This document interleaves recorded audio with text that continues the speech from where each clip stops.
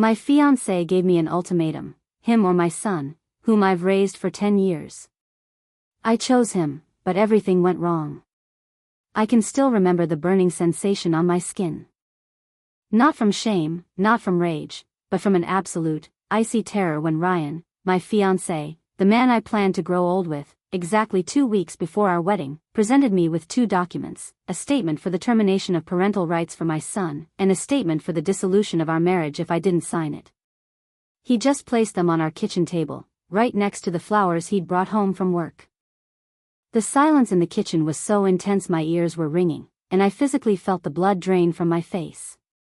I gripped the edge of the table to keep from collapsing, and just stared at the papers, and then at him. He looked calm, even somewhat weary. As if he wasn't completely tearing my life apart with one simple motion, but just deciding what to cook for dinner. A month ago, at the start of October, everything was perfect. So perfect, perhaps, that I should have suspected a trap. Ryan, 38, and I, 35, had been living together for 5 years. I worked as an art director at a small studio, and he was a construction engineer. We had a cozy suburban house, a Labrador named Bruno, and most importantly, we had Jacob. Jacob is 10 now. I adopted him from a foster home when he was just 3 months old. My parents always said my maternal instinct was stronger than anyone's, and when doctors told me it would be difficult for me to have my own children, I immediately knew I would adopt. Ryan came into my life when Jake was 5. He accepted him immediately. "He's your son, so he's mine too," that's what he told me at the very beginning, and I fell even more in love with him. They got along great. Fishing on weekends, building a treehouse together, Ryan always attended his school soccer games. I never felt like a single mother, we had a real family. We set the wedding for the end of October. It was a spontaneous but long-awaited decision. The dress was bought, the venue was booked, the guests were invited. I was on cloud 9. We spent every weekend consumed by wedding preparations, and Ryan was involved, discussing the seating chart, tasting cakes. There wasn't a single hint, not a shadow of a doubt. But here's the strange thing, over the last week leading up to this moment, I started noticing changes. Small, seemingly insignificant things. Ryan began coming home late, blaming urgent construction sites, but he didn't smell of sweat or sawdust, as he usually did. He barely spoke to Jake, just nodded, and even their traditional evening ritual, reading a book before bed, stopped. When I asked what was wrong, he brushed me off. "Stress, honey, stress from work and wedding planning." I reassured myself with that. "We are getting married, that's what matters." It all happened on Monday. I came home. Jacob was at our neighbor's house, doing homework. Ryan was already home, which was unusual. He was sitting in the living room, watching the news, but the TV was on mute. The cursed papers lay on the kitchen table, and when he spoke, his voice was alien, cold, and monotonous, as if he were reading the weather forecast. "Maggie, I can't do it. I can't get married until he is gone. He's not ours, and I can't pretend anymore." The words caught in my throat. Gone? Where? He was talking about my 10-year-old son, my child. My perfect life, which I had built over years, collapsed in an instant. I couldn't believe the man I loved was questioning my motherhood 2 weeks before we were supposed to exchange vows. I stared at him, trying to find a drop of the love he had promised in his eyes, but there was only a wall. A glass, impenetrable wall. I raised my hand and pointed at the documents. "What is this, Ryan? What the hell does this mean?" He slowly exhaled. "It means, Maggie, that you have to decide. Us, or him. The choice is yours. But without him, I won't support another man's child." Just like that, with one sentence, he erased 10 years of my life. 10 years he had known about. 10 years he promised to be a father. I felt like I was suffocating. The next 48 hours were a blur of cold silence and the smell of stale coffee. I didn't sleep. Ryan didn't sleep either, but he retreated into his home office, closing the door and emerging only to grab a glass of water. He moved around our house like a ghost, avoiding my eyes. My mind was screaming, but my body felt paralyzed.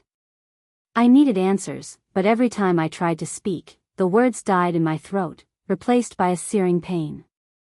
I remember standing in front of the window, watching the dry leaves swirl on the lawn, and realizing I was living inside a nightmare. This was not the man who used to hold my hand in the car, or the man who patiently taught Jake how to tie a fishing lure. This was a stranger, holding my life hostage. On Tuesday evening, I finally cornered him. He was trying to slip past me into the office again.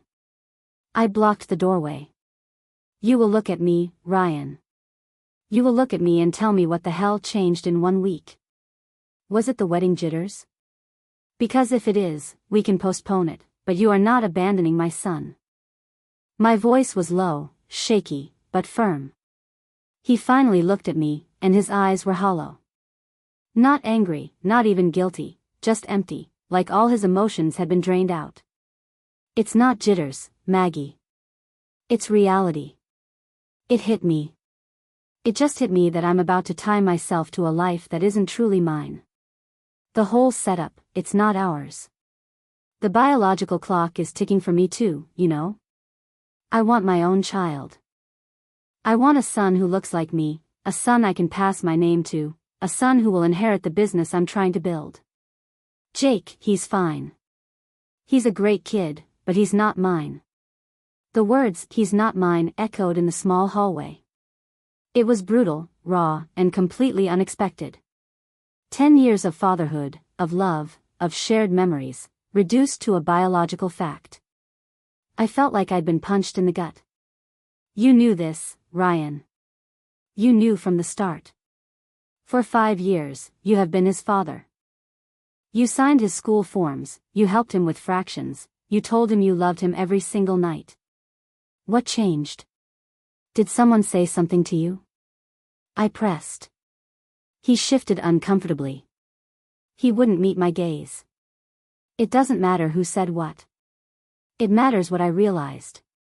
I realized that as long as Jake is here, there will always be a barrier between us. And frankly, your adoption agency paperwork, his background. I don't want that baggage in our marriage. I want a clean slate. I want to start our family." The sheer selfishness was breathtaking. He called a sweet, vulnerable 10-year-old child baggage. I stepped back, feeling a wave of nausea. This wasn't about love anymore, this was about ego and bloodlines. And what about me, Ryan? I am his mother. Do you think I can just send him away? He has no one else. He was 3 months old when I got him. He doesn't remember a time before me. He is my heart. His voice hardened then, finally showing some steel. "You find a way, Maggie. You're smart. You find a family who can take him. A good one.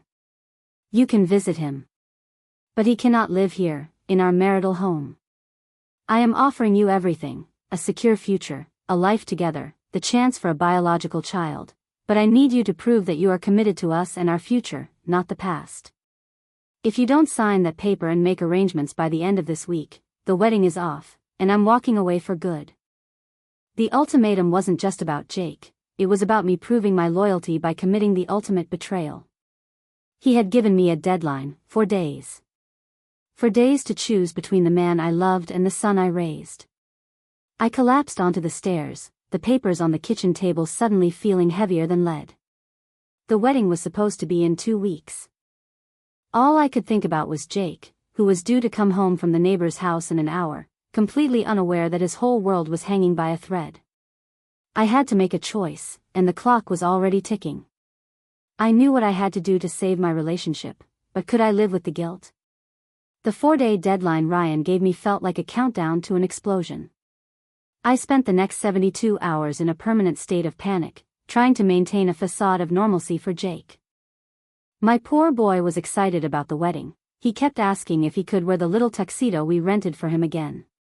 Every time he mentioned Ryan or the wedding, a piece of my soul chipped away. The atmosphere in the house became suffocating. Ryan and I didn't speak unless absolutely necessary, and even then, it was clipped, professional, almost hostile. He didn't touch me. He didn't even sit near me. The emotional tension was so thick I could barely breathe, and the worst part was hiding it from Jake. On Thursday, 2 days into the ultimatum, the situation became unbearable. I had spent hours searching online for adoption agencies, for legal advice, for anything that could give me an out, but all the results were devastating. I was his sole legal guardian. To sever those rights meant permanent separation, and I couldn't bear to look into his innocent eyes and contemplate that. I walked into the kitchen late that evening and found Ryan sitting at the table, a stack of bills and receipts next to him. He was methodically going through the wedding expenses. He didn't look up when I walked in. "I need an answer, Maggie." "We're losing the deposits," he stated, his voice flat. "The catering hall needs the final headcount by Monday. If you're not signing those papers, I need to call the whole thing off now. I won't risk the money." His focus on the money snapped something inside me. It was never about the money, it was about the bloodline, about his damn ego. "Is that all this is to you, Ryan? A financial risk? Is Jacob just a line item in your budget that you're finally ready to cut?" I spat out, my control finally slipping. He slammed his hand on the table, making the glasses jump. His controlled facade cracked, and pure, icy rage poured out. "Don't you dare lecture me on money, Maggie. You think this is easy for me? I'm the one who shoulders the burden.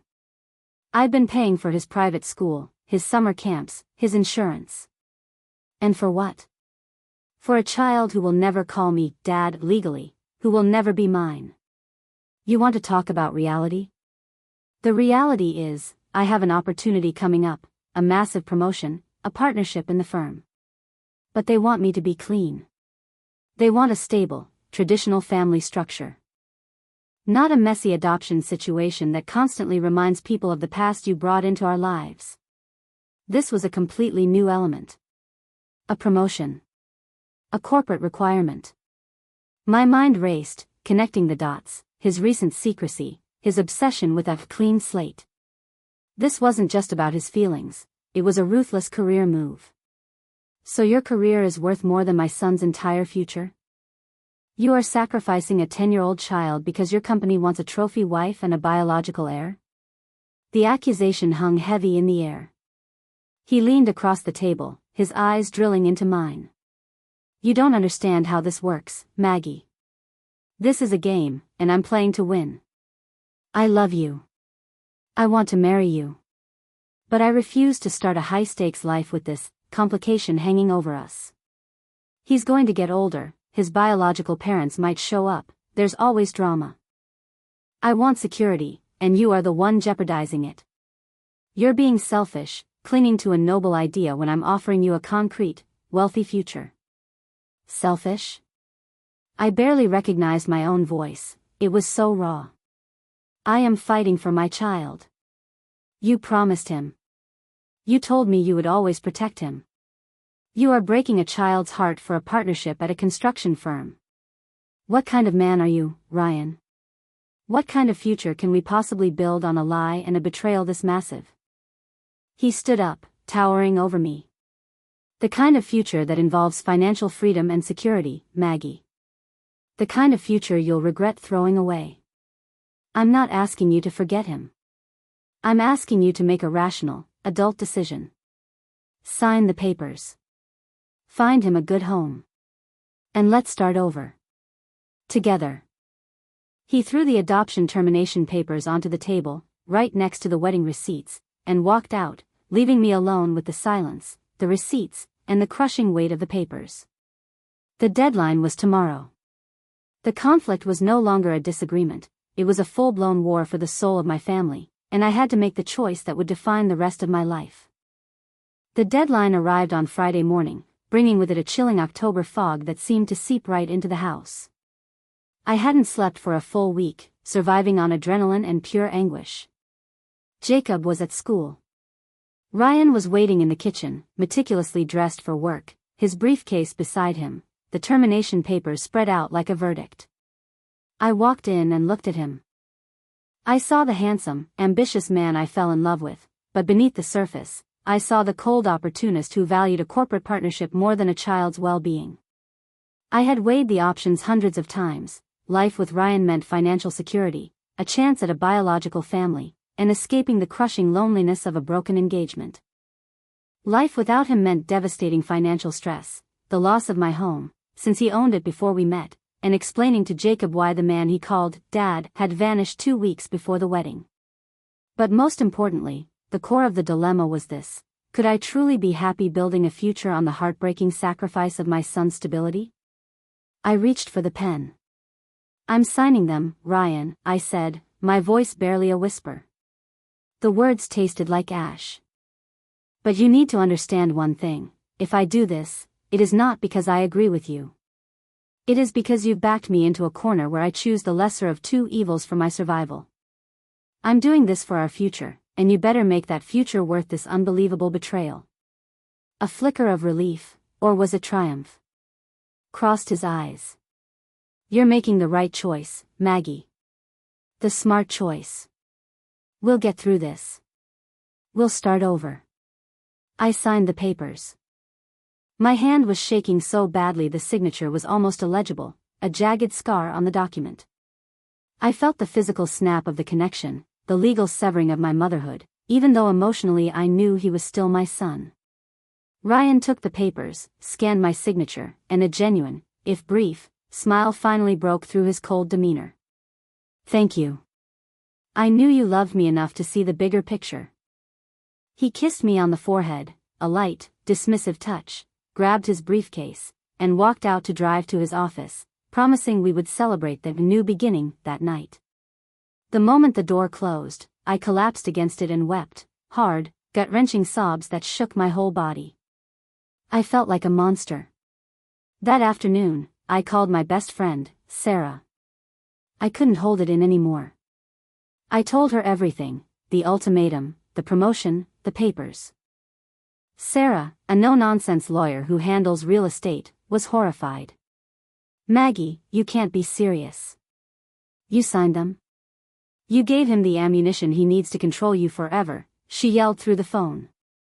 "What was I supposed to do, Sarah? Lose my son and lose my home and my future? I had no choice." "Wait a minute. You said he mentioned a partnership and needing a clean slate for corporate image, right?" Sarah's voice suddenly dropped, becoming intensely focused. "Did he say which firm?" I told her the name of the high-end development firm Ryan had mentioned. There was silence on the line, and then a harsh, sharp intake of breath. "Maggie, you need to listen to me very carefully. My firm works closely with them sometimes. 3 days ago, my partner mentioned that Ryan's position was eliminated. Not promoted, eliminated. The main investor pulled out, and they had a massive layoff. He's been fired, effective immediately, and he's been desperately interviewing for anything." The air left my lungs. My blood turned to ice. A lie. The promotion, the partnership, the corporate image, all of it was a cruel, elaborate lie. "Are you sure, Sarah? Are you absolutely certain?" "I'm certain, Maggie. He's unemployed. He has no big future, no massive partnership. He just lost his job. He didn't need a clean slate for a promotion. He needed a clean slate to cut his financial ties to you and Jake because he can no longer afford the life he promised you and is trying to leverage you into providing his way out." The truth hit me like a physical blow. He didn't want a biological child. He just didn't want an expensive adopted child now that his income was gone. He used the ultimate emotional manipulation, my love for him and my desire to protect Jacob, to force me to sign away my parental rights, securing his escape from financial responsibility. I had betrayed my son for a future that didn't exist. I looked down at my shaking hands, the hands that signed the paper. The devastation was replaced by a cold, calculating fury. He had lied about his future, his motives, and his financial standing just to save his own skin. He wasn't building a future with me, he was planning an exit strategy, and he used my deepest love as his weapon. I had to get those papers back. The next few hours were driven by a focused, terrifying clarity. The panic and grief were gone, replaced by a granite-hard resolve. I had to get those papers back before Ryan could file them on Monday. He was coming home to celebrate our new beginning, a celebration he thought was his final, victorious maneuver. I didn't tell Sarah I was going to confront him. I didn't tell anyone. This was my fight now. I went to the safe where Ryan kept important documents. I knew the combination. It was our anniversary date, a cruel reminder of the vows he was about to break. It was empty. He had taken the termination papers with him. He hadn't trusted me, even after I signed. He must have intended to file them immediately on Monday morning before I could change my mind. Around 7 o'clock, I heard his car pull into the driveway. I walked into the living room and turned on every light. I sat on the sofa, waiting. When he walked in, he was whistling, carrying a bottle of expensive champagne and a small, square jeweler's box. The sight of the gift made my stomach clench. He thought a piece of jewelry would make up for destroying my life. "Maggie, sweetheart. I knew you'd come around," he said, his voice light and falsely affectionate. He put the champagne on the counter. "This is for us. A fresh start. I even got you a little something to celebrate our true commitment." He sat down across from me, his eyes bright with self-satisfaction. "I'm sorry I had to be tough, but you know I'm right. We needed this closure. Now, where's Jake? I should probably give him a quick goodbye before we start celebrating, right? For the transition." The casual cruelty of that last sentence was the final push I needed. I didn't raise my voice. I kept it low, clear, and utterly devoid of emotion. "Put the box down, Ryan. You can save the champagne. The only thing we're celebrating tonight is the end of this grotesque engagement." He laughed, a nervous, forced sound. "What are you talking about? You signed the papers, Maggie. It's done. We're finally free." "We are free," I agreed, meeting his gaze steadily. "But not in the way you think. Tell me, Ryan, how exactly is your job hunt going? Did the partnership at Taylor & Sons finally fall through?" The color drained from his face instantly, replaced by a sickly gray. The smile vanished. He stared at me, rigid. "What did you say?" I said, "How is the unemployment line treating you?" Sarah checked. "The promotion? The partnership? The clean slate for corporate image? All a lie. You didn't need a childless bride for a promotion. You needed an inexpensive exit strategy because you couldn't afford to be Jake's father anymore. You were fired, Ryan. You're broke, and you tried to use my son as a human shield against your own financial disaster." His composure shattered. He leaped up, throwing the jeweler's box onto the carpet. "Who told you that?" "Sarah.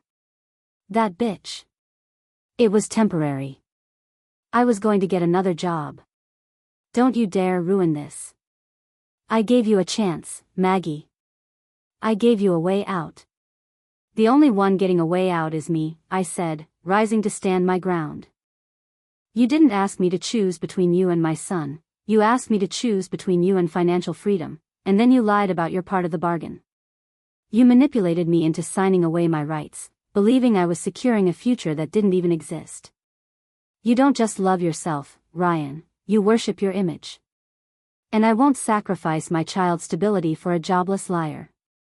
I walked over to the stack of wedding receipts he had been reviewing. I picked up the thickest one, the receipt for the venue deposit. "You were worried about losing the deposit money, weren't you? You know what? Keep it." I ripped the receipt in half, then in quarters, letting the pieces flutter to the floor. "The wedding is off. I want you out of my house before Jake wakes up tomorrow. And those papers? You can file them, if you want to be legally certain you have zero obligation to my son. But I promise you, I will fight to reverse that decision, and I will make sure everyone who matters knows exactly why you abandoned a 10-year-old boy 2 weeks before your wedding." His face was a mask of panic and fury. He sputtered, trying to find a counter-argument, but there was nothing. His plan had imploded. He grabbed the bottle of champagne and his briefcase, leaving the discarded jeweler's box on the floor.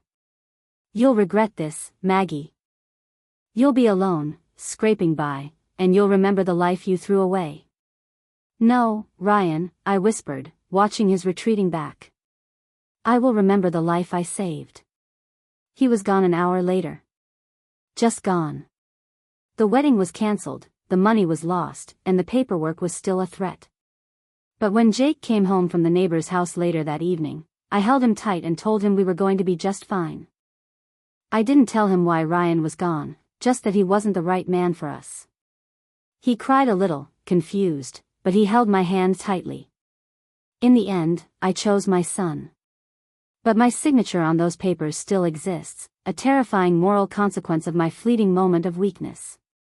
I look at Jake now, sleeping peacefully, and I know I have a long, hard legal fight ahead of me to fully undo my mistake. The irony is bitter. I signed away his legal connection to me to save my relationship with Ryan, only to find out Ryan was never worth the paper he was printed on. Now, I have to fight for my son's legal status and our financial stability, all because of a man's lies. The real question isn't whether I can win the legal fight. It's whether I can truly forgive myself for having considered the choice at all. And that answer, I know, will take much longer than a month to find.